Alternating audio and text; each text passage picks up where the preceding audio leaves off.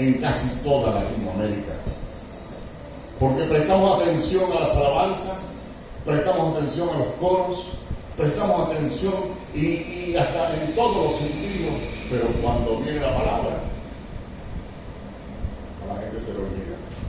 Primero, porque esa palabra se hace escasa en la mente y subconsciente del ser humano. Y nosotros como personas tenemos que estar atentos a la palabra del Señor.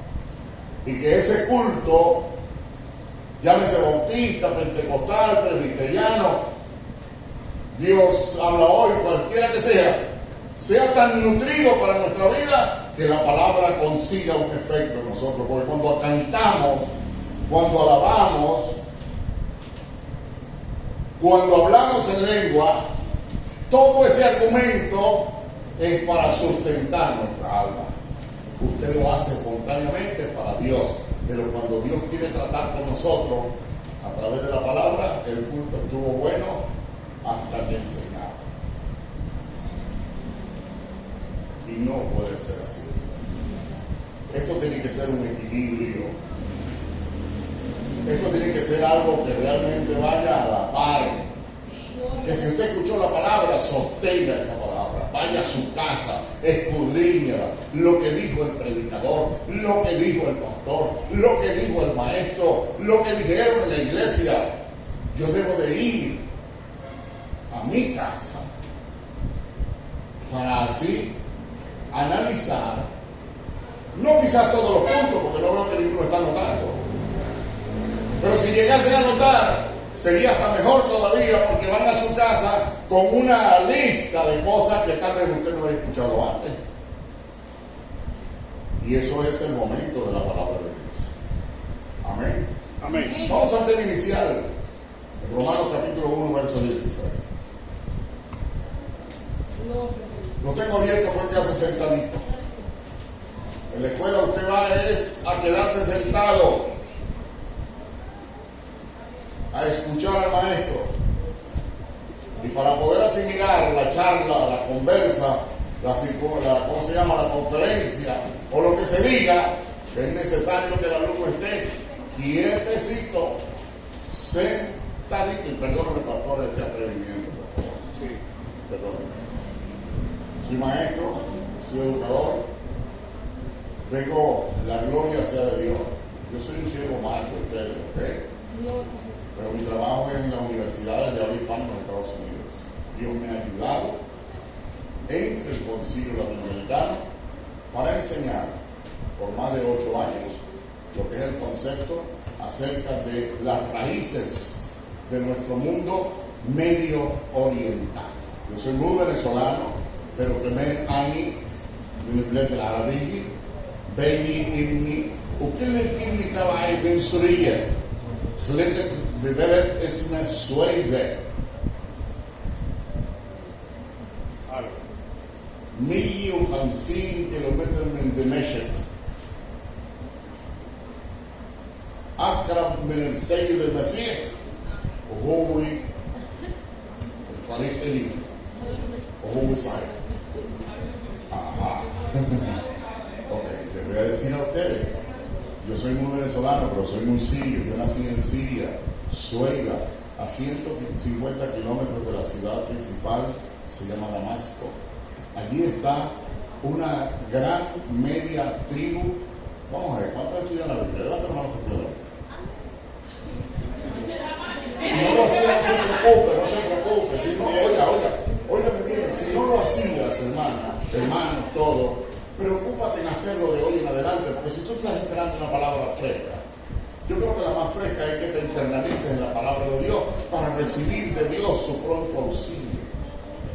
Que asumas tu propia responsabilidad en Dios y te acerques a las promesas, cientos y miles de promesas que están en la Biblia y que las pasamos por alto porque las desconocemos.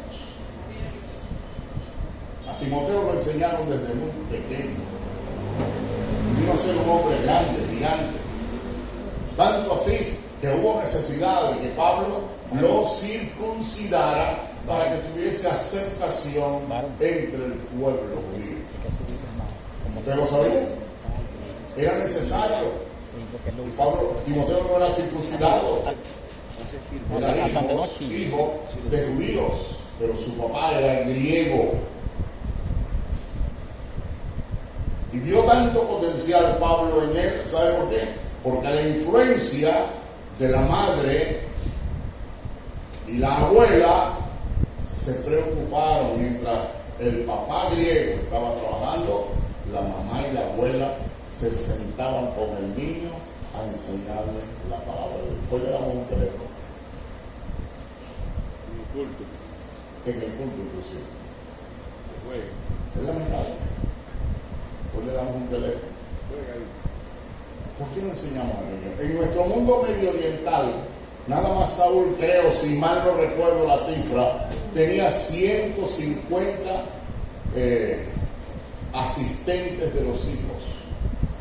En lugar de los niños ir a la escuela, venían los tutores al palacio. Y allí todos sus hijos recibían la palabra de Dios. Hoy decimos, ¿por qué los musulmanes han crecido tanto? ¿Por qué los judíos no cambian de cultura? ¿Por qué los árabes abrahámicos se mantienen sólidos en su formación? ¿Por qué las mujeres todavía usan la burka?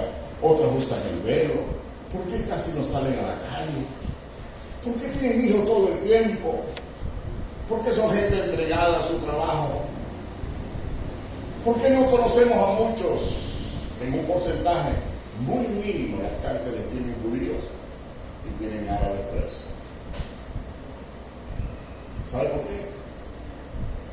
Porque desde muy pequeños nos sientan a escuchar la palabra de Dios. No sabes leer todavía porque eres un niño, pero sabes escuchar. Sabes entender, porque tienes un tutor que te está enseñando. Ese es tu padre y es tu madre. Nosotros aquí en Latinoamérica es al revés.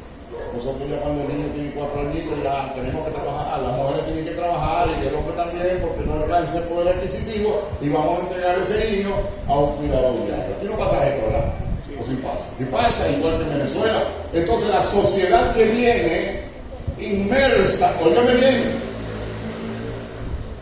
Primero, hemos invalidado el concepto de Dios con relación a la femenina.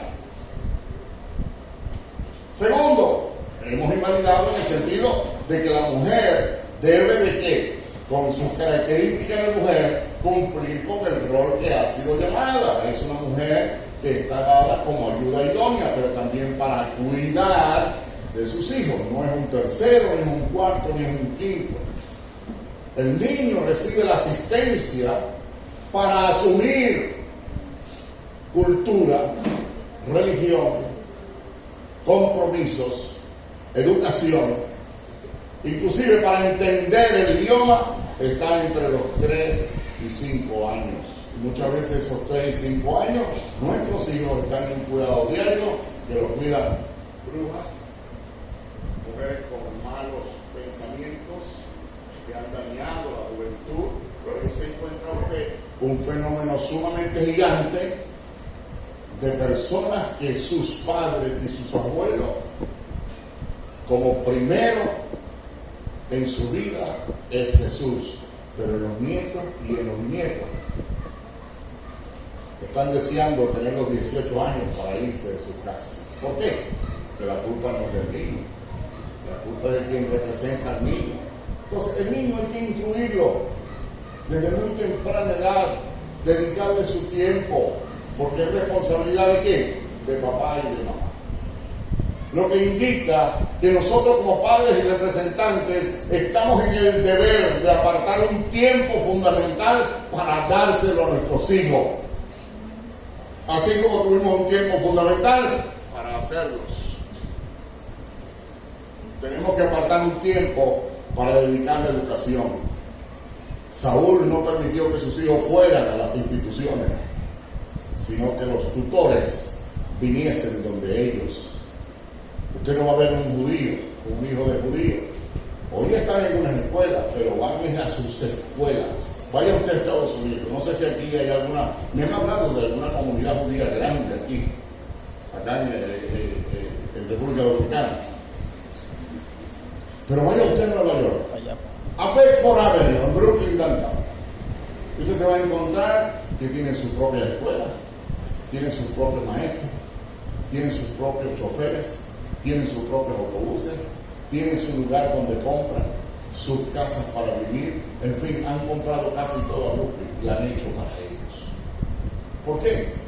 Porque oficialmente ellos se han encargado de darle a conocer a los hijos lo que ellos recibieron de papá y mamá y lo que a su vez su papá y mamá recibieron de sus abuelos. Y eso ha sido una línea en todos los sentidos, como usted lo vea, vertical u horizontal. Porque no se han desprendido del concepto divino. Y es cuando nosotros podemos entender ahora el rol de nuestra responsabilidad como creyentes. La Biblia no es para cargarla como un desodorante. No, la Biblia es para instruirnos en ella. La Biblia es para dedicarle un tiempo. La Biblia es para que nosotros nos sentemos en nuestras casas, en cualquier momento que usted elija, poder estudiarla.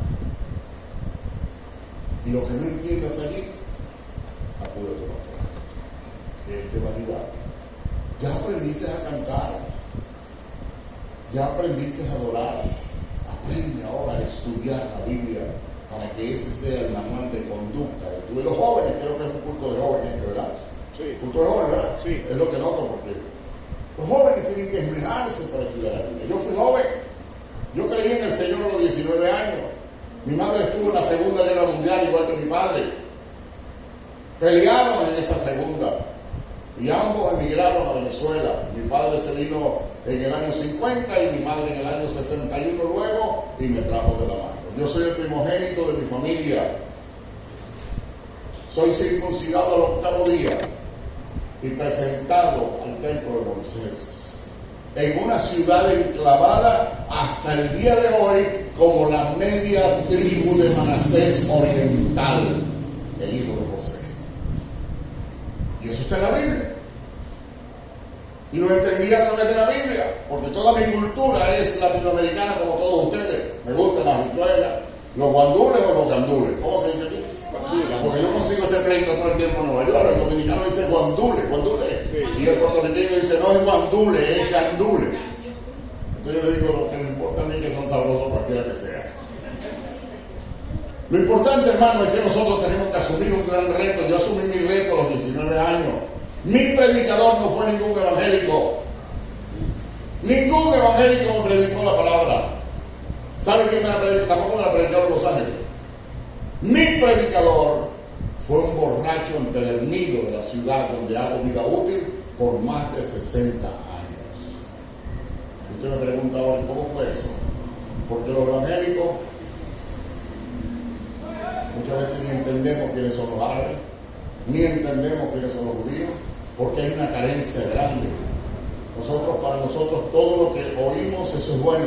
No, usted no puede todo lo que oye decirle, bueno, usted tiene que ir al manual de conducta que está en la Biblia para saber, certificar si es bueno, es malo o es regular. ¿Me conviene o no me conviene?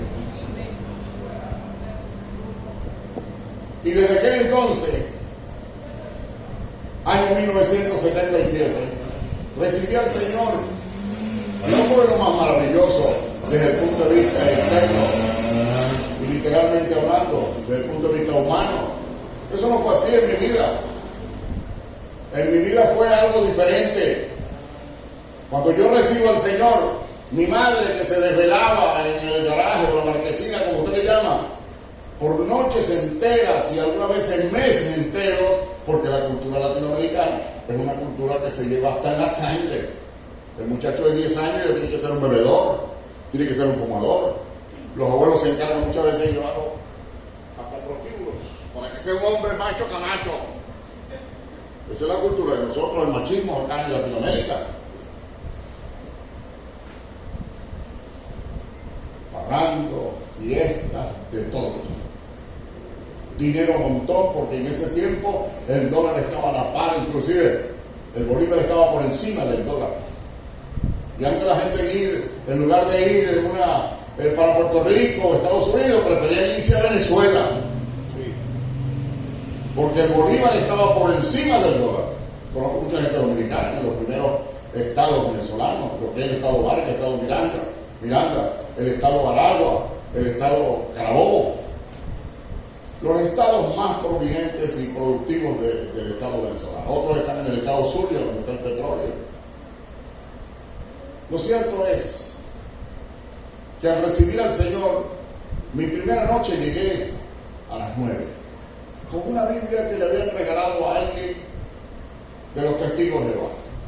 Y llego muy contento a mi casa y me acerco. Mi casa estaba al fondo, casi una calle de 100 metros, porque las casas de los árabes en Venezuela son muy grandes. Y la de mi madre y mi padre eran 100 metros de distancia entre el portón de la calle donde estaba la casa. Y llego yo con mi Biblia y le voy a dar aquella noticia a mi madre.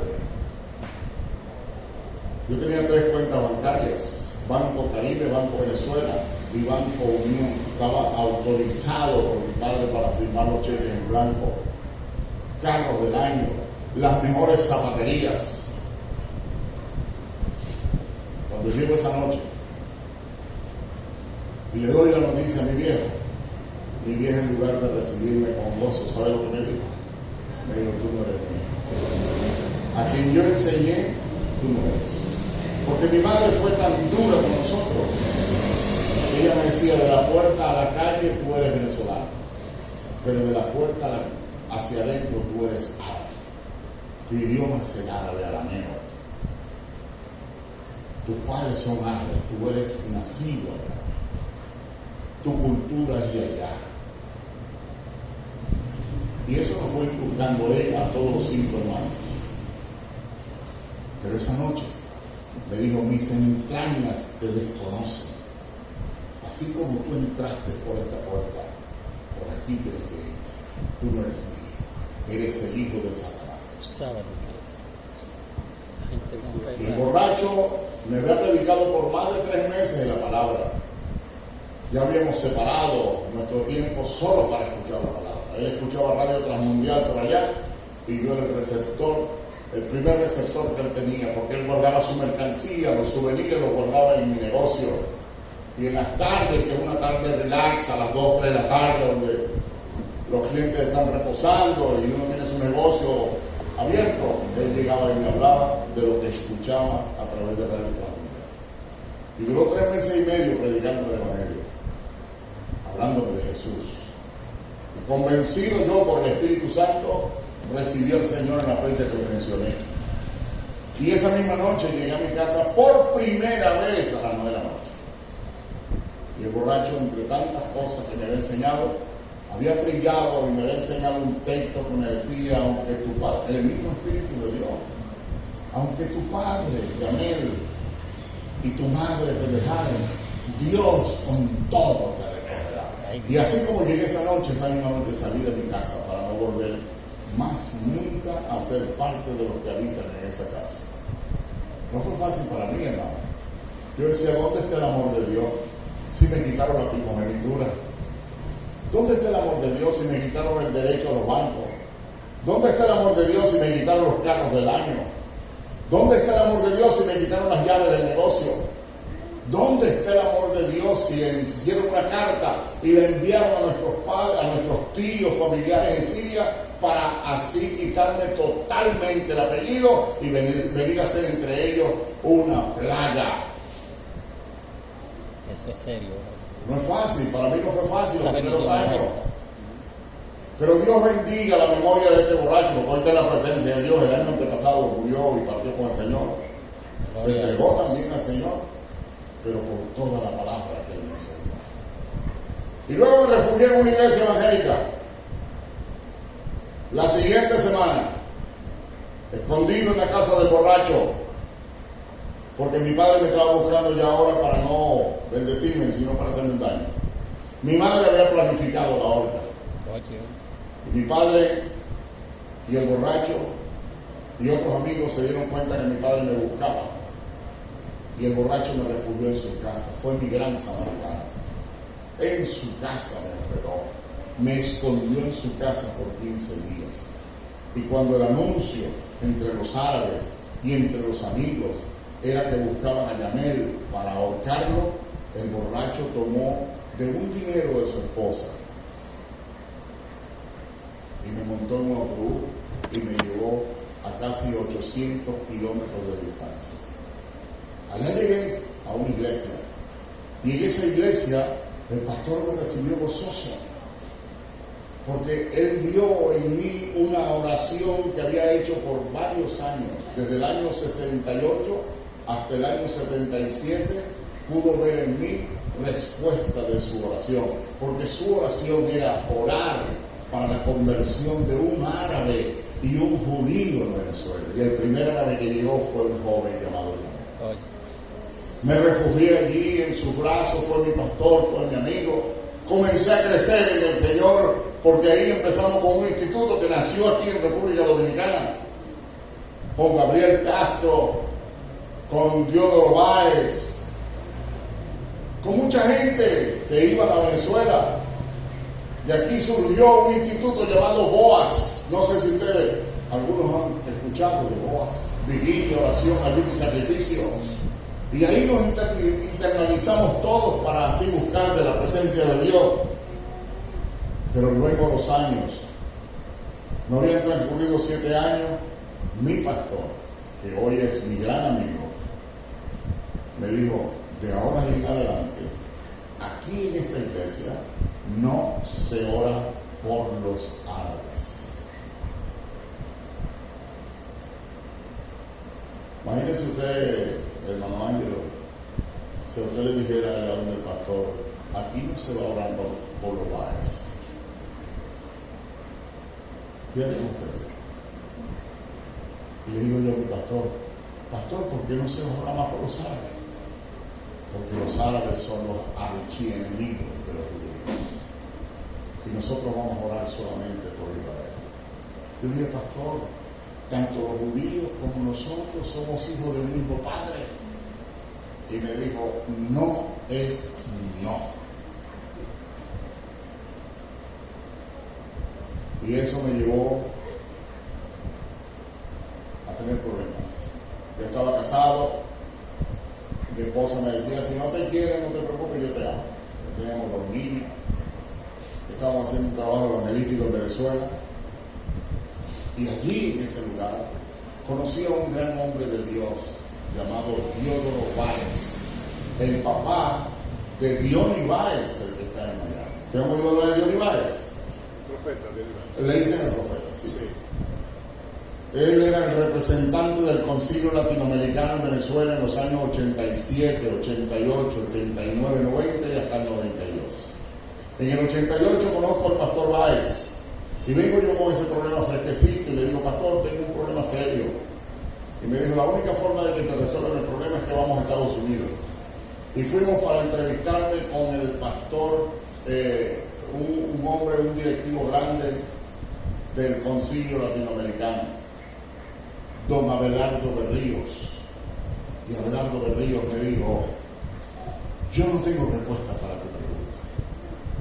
Yo sé que aquí en la iglesia nosotros oramos por los árabes, también oramos por los judíos, pero eso de que tu pastor, yo no tengo respuesta para eso, pero yo te puedo dar un consejo. Y a mí me molestó inicialmente la respuesta de él, porque estamos hablando con uno de los grandes en el Señor. Y le digo yo: vengo de Venezuela, 5.000 kilómetros aproximadamente de distancia, 4 horas y media, casi 5, para que tú me des esa respuesta. Me dijo: o lo tomas o lo dejas. Lo único que te puedo decir: estudia la Biblia. En la Biblia vas a encontrar la respuesta para tu problema. Eso fue año 1990. Y en el año 92 comencé yo seriamente a estudiar la palabra. Y me he encontrado con tantas cosas importantes. No solamente estudiar la palabra, sino también de irme a algunos lugares para estudiar capellanía, para estudiar teología, para así asumir grandes retos en el Señor. Y Dios me ha ayudado, porque yo era torpe. yo no era fácil, pero vi y leí y estudié y analicé a fondo lo que dice Santiago, que es el mismo Jacobo, el hermano de Jesús, medio hermano de Jesús. Santiago y Jacobo son los mismos personajes. Le dice, si alguno está falto de sabiduría, demándela. Y el Padre de las luces le enviará sin medida y sin reproche, pero hay que demandarla.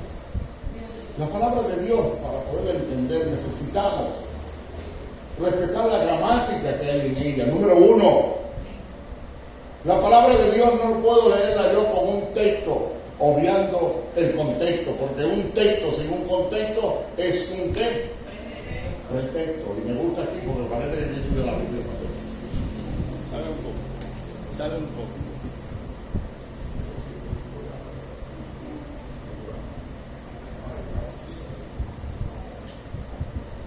Vamos a darle un aplauso al Señor.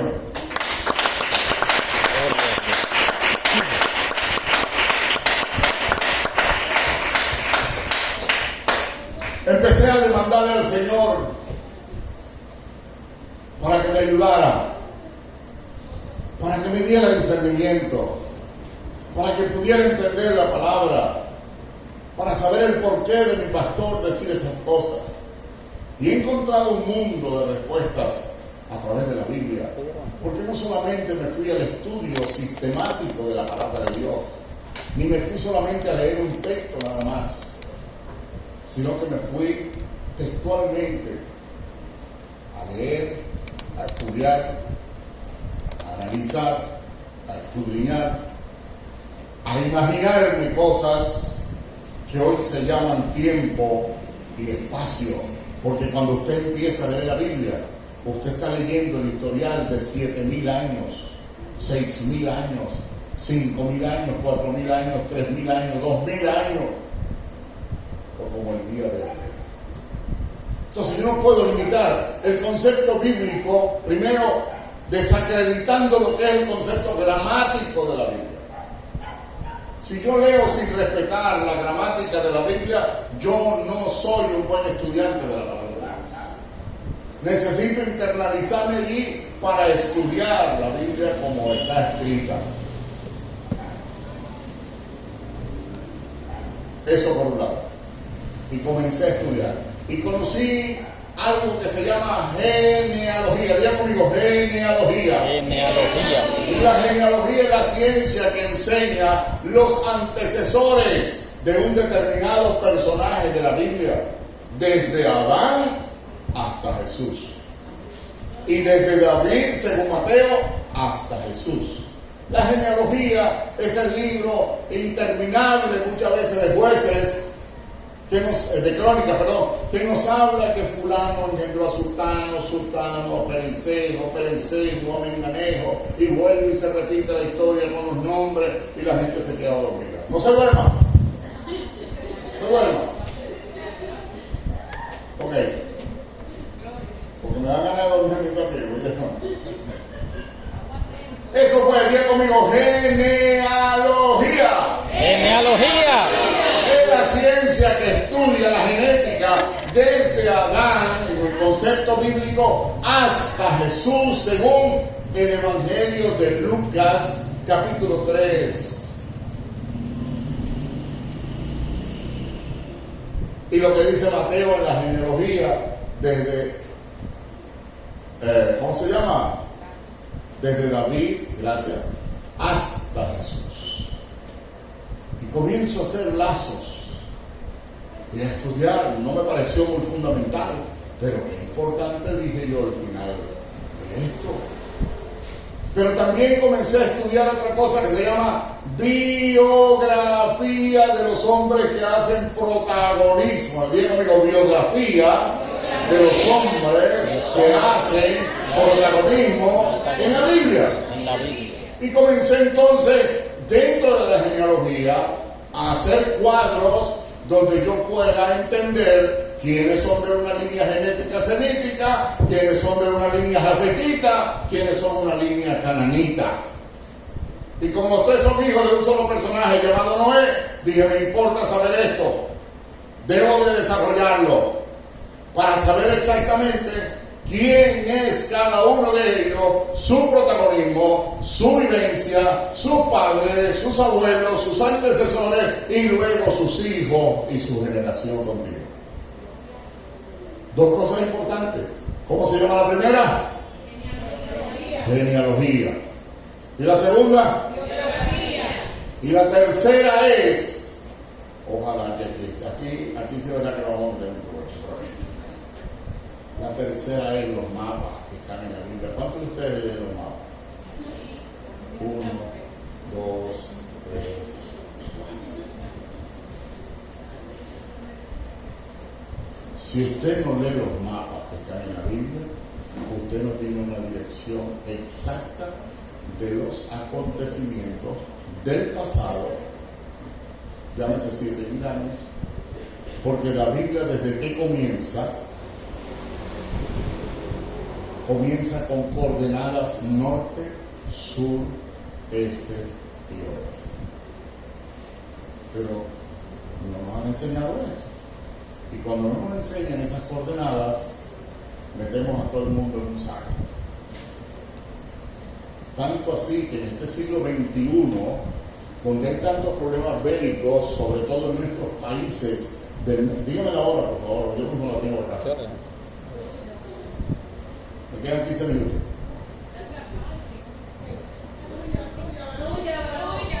Les voy a decir una cosa. En este siglo XXI, qué fácil es ir al teléfono y decirle a IA, que es inteligencia artificial, explícame qué es lo que está pasando en el Medio Oriente.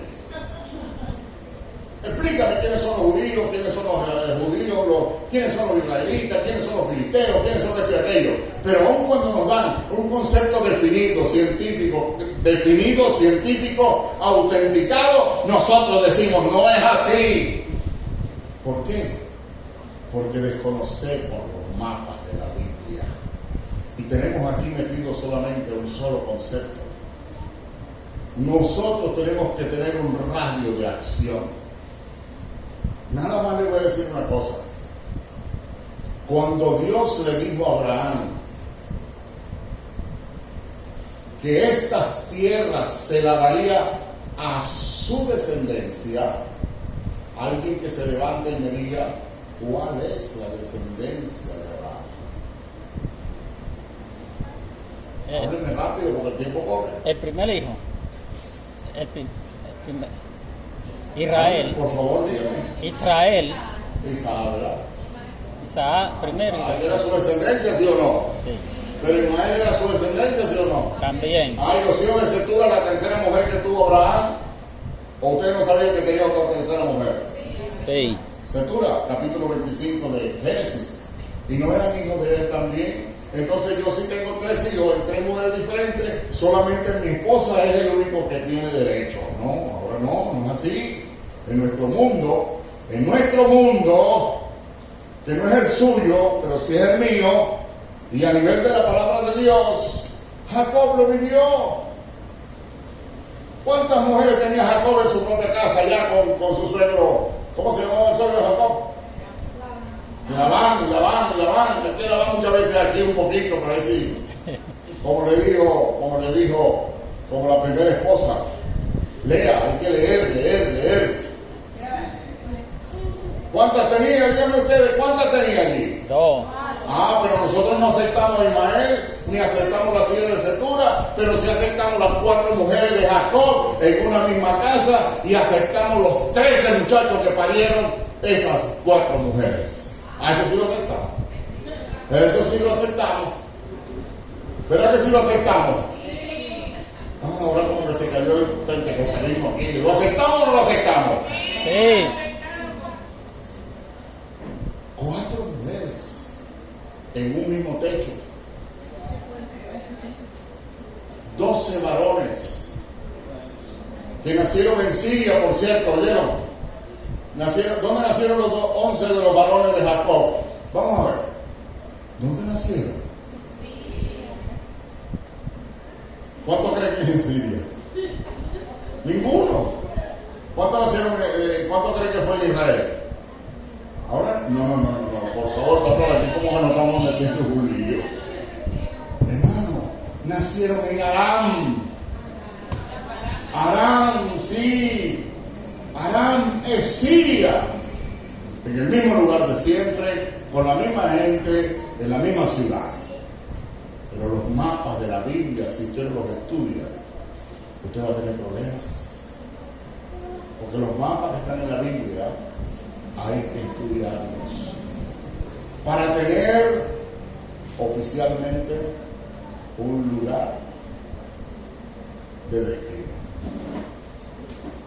El que no estudia los mapas es como aquel que se montó en Higüey para un autobús que va a Punta Cana en lugar de ir para la capital. Cuando aparezca por allá, más allá en el este, usted dice, pero bueno, si yo no vengo acá. Los mapas son las directrices. Los mapas son las directrices de nuestro objetivo primordial. 11 varones le nacieron a Jacob en la casa de su suegro. ¿Cómo se llamaba? Labán. Y le nació una niña llamada Dina. Y el único que nació en Israel, en Beersheba, al sur de Israel, se llamó Benjamín. ¿Quién describe todo eso? Los mapas que están en la Biblia. Si yo no estudio la Biblia con sus mapas, voy a tener problemas serios. El mismo Abraham. ¿Dónde nació Abraham? Díganme alguno de ustedes dónde nació Abraham. En Ur de los Caldeos. Muy bien. ¿Eso está dónde? ¿Dónde está Ur de los Caldeos? Dígame. ¿En Israel? En Arán. Arán. Entonces Abraham no era judío. ¿O sí? Semita. Él nació donde nació Saddam Hussein. Él nació donde estaban las torres de Babel. Él nació cerca de Sinar, de Mamre. Él nació allí en Irak, antes conocida como Babilonia. Allí en Ur de los Caldeos. Pero ¿quién dice todo eso? Los mapas que están en la Biblia. Si no estudiamos los mapas que están en la Biblia, ¿sabe por qué mataron a Esteban? ¿Y sabe quiénes lo mataron? Los mismos saduceos, fariseos, escribanos que estaban allí. Apedrearon a Esteban, porque Esteban dijo, nuestros padres vinieron de Mesopotamia y adoraban a otros dioses, como lo dijo Josué. Eran unos idólatras, politeístas, sincretistas e incircuncisos. Y Dios llamó al padre Abraham para que todo el pueblo gentil, así como él era gentil, pudiese, a través de la fe y por la fe en Jesucristo, poder ser salvo. Vamos a Romanos capítulo 1, verso 16. Lo vamos a leer que hay sentaditos aquí, por favor.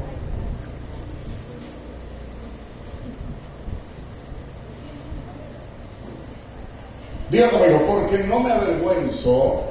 Porque no me avergüenzo Del Evangelio. Porque es poder de Dios. Porque es poder de Dios. Para salvación. Para salvación. A todo aquel que cree. A todo aquel que cree. ¿Qué aparece allí en su Biblia?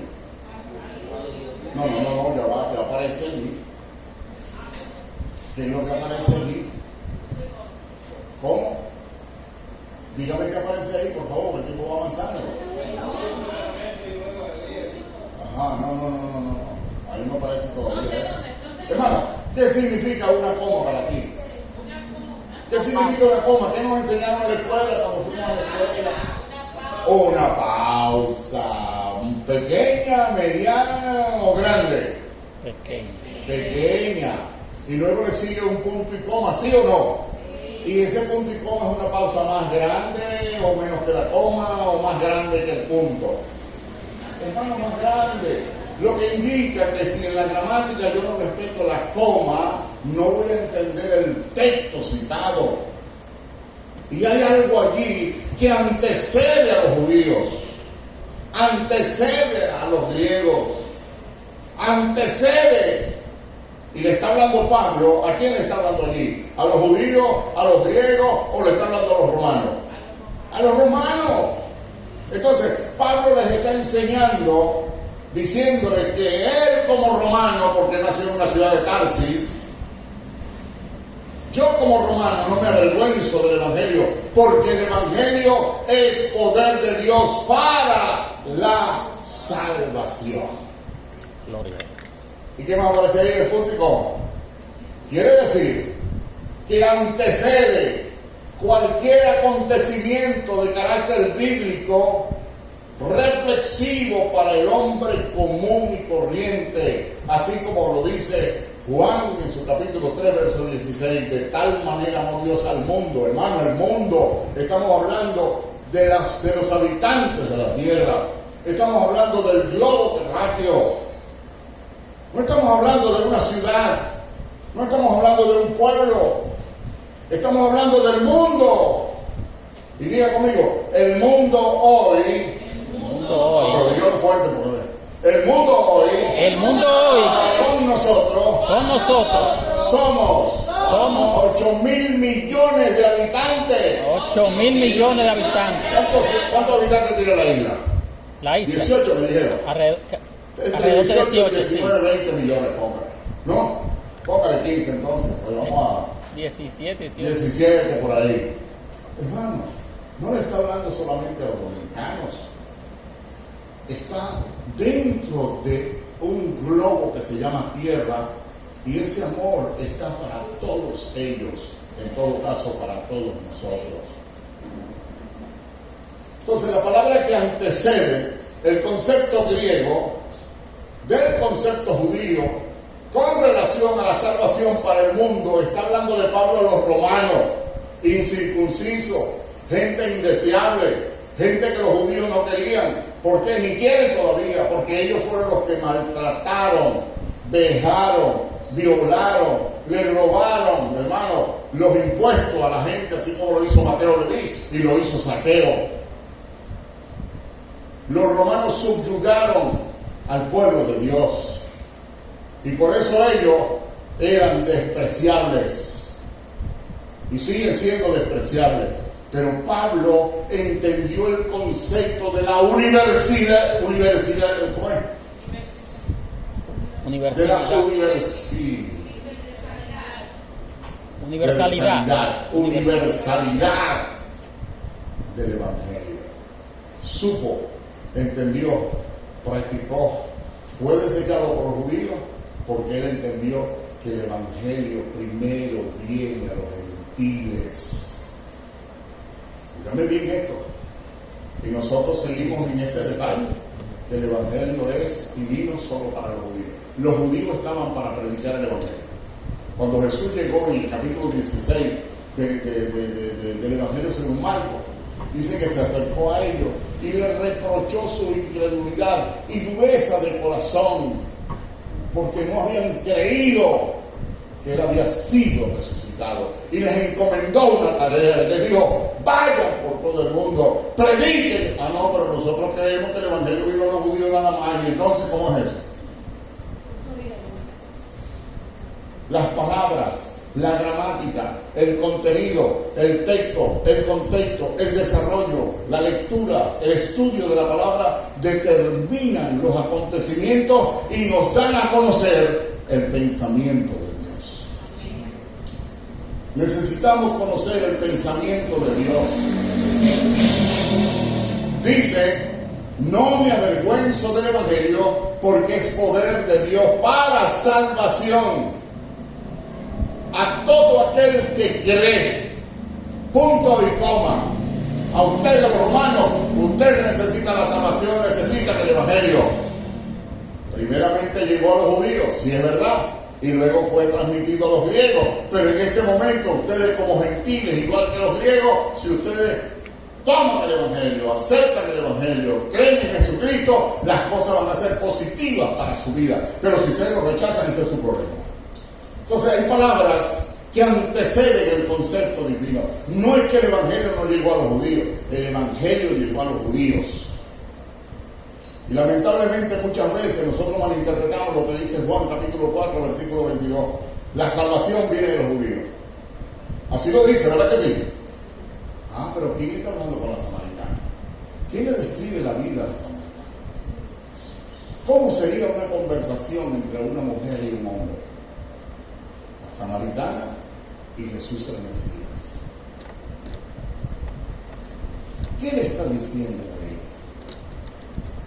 Le dice, sí, pero no mira hacia atrás, hacia Jerusalén, para decirle, mira mujer, la salvación viene de allá, de los judíos. La salvación viene de una sola tribu. La salvación viene de un solo personaje. La salvación viene de los judíos, y se señaló a sí mismo. Maestro, todas estas cosas se nos serán reveladas. Estamos esperando el Mesías. ¿Y qué le digo al Mesías? Yo soy el que habla contigo. Hermano, el texto y el contexto tienen que ir de la mano. Nosotros tenemos que, como estudiantes de la Biblia, identificarnos con el pensamiento de Dios. Las palabras anteceden según la gramática. Vamos un momentico a Juan capítulo 1, por favor. ¿Quién tiene Juan capítulo 1? La mayoría de los predicadores, y yo fui uno de ellos por mucho tiempo, porque yo como buen pentecostal leía un texto y por ahí me iba, y el Espíritu Santo tiene que dirigirme. El Espíritu Santo no te va a dirigir si no tienes palabras de Dios en tu mente, no va a inventar en tu vida. Él dice que traerá memoria.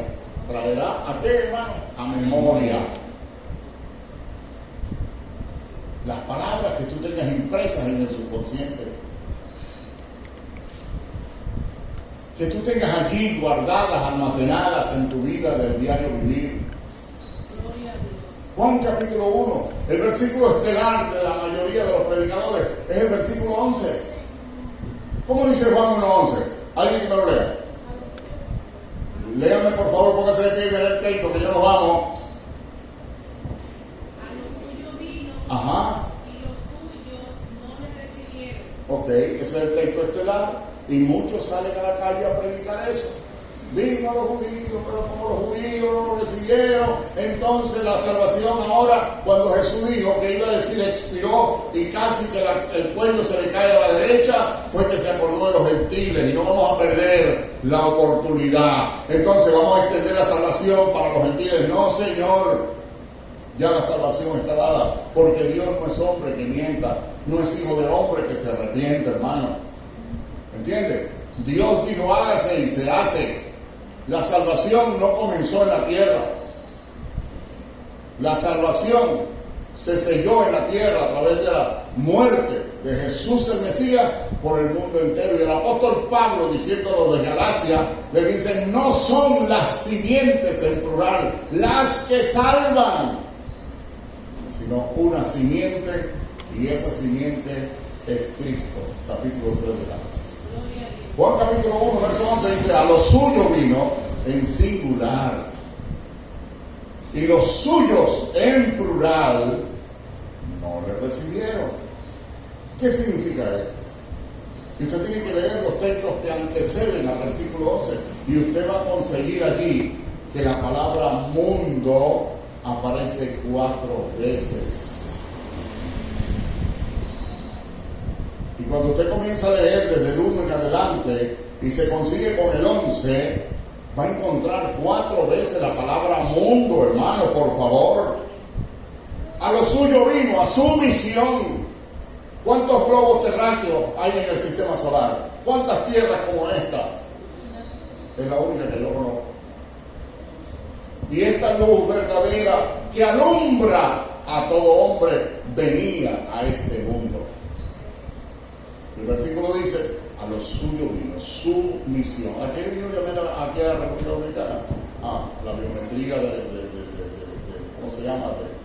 De la embajada americana. Y la renovación de la visa americana. Vine a una misión. ¿A qué vino Jesús? A su misión.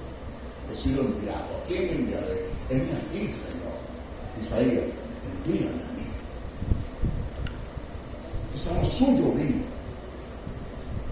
¿Singular o plural?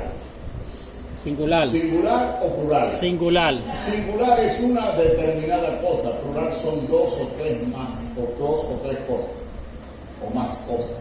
Entonces, a lo suyo, diga conmigo, a lo suyo vino, que era su misión, y los suyos no le recibieron. No le recibieron. Mas a todos los que le recibieron, Mas a todos los que le a los recibieron, que creen en su nombre, a los que creen en su les nombre, dio potestad de ser hechos hijos de Dios, los cuales no son engendrados de carne, ni de voluntad de varón, ni de sangre, sino de Dios. ¿Quiénes son los suyos? Los que habitan en esa tierra, los que reciben su nombre. Y algunos dirán, menos mal que los judíos no lo recibieron. Esa es la mentira más grande. Porque si usted estudia la Biblia se da cuenta que 11 de sus discípulos lo recibieron. Y de los 11, eran 12 por supuesto, pero uno se echó a perder por allá, que fue Judas Iscariote, le quedaron 11. Y de los 11 uno era cananeo. Lo recibieron todos. Su mensaje fue tan importante que en el transcurrir del tiempo y su ministerio de desarrollo, ¿cuántas personas alimentó con los tres panes y 5 peces, o 5 peces y 3 panes? 5.000. 4.500 personas, sin contar las mujeres y los niños. Les voy a decir una cosa, ¿esos eran griegos, romanos o judíos? Háblenme por favor. Judíos, pobres, que no tenían el sustento diario, pero cada judío tenía una esposa. Y sume usted ahora 4.500 más 4.500, ¿cuántas personas son? 9.000. ¿Judíos, griegos o romanos? Judíos. Ahora súmele a ellos, porque no tenían televisión, no tenían internet, no tenían un iPhone, no tenían nada de eso. Y cada mujer con su esposo tenían hasta 10 hijos. Súmele ahora 10 por familia. ¿Cuántos 9 son? 90.000. ¿Cómo es eso que no recibieron al Señor? En el primer discurso de Pedro se entregaron ¿cuántos? ¿100 personas o 3.000? Y en el segundo discurso ¿cuántos se entregaron? Entonces eran 8.000 que se habían convertido. Usted me va a decir a mí que él vino a los judíos y los judíos no lo recibieron. Claro que lo recibieron.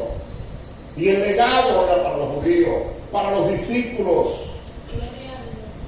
Hermano. ¿Y los gentiles qué? Entran por carambola. La palabra carambola no es mala, tío. ¿Entran por carambola? No. Porque cuando Dios habla con Abraham, era un hombre politeísta, sincretista, incircunciso, lo que significa que era un gentil de Mesopotamia, de Ur de los Caldeos, de Babilonia. Y Dios le promete a Abraham, y le dice, ¿sabes qué, Abraham? En ti serán benditas todas las simientes de las familias de la tierra. Y no existía, oiga bien, un pacto, capítulo 3 de Gálatas.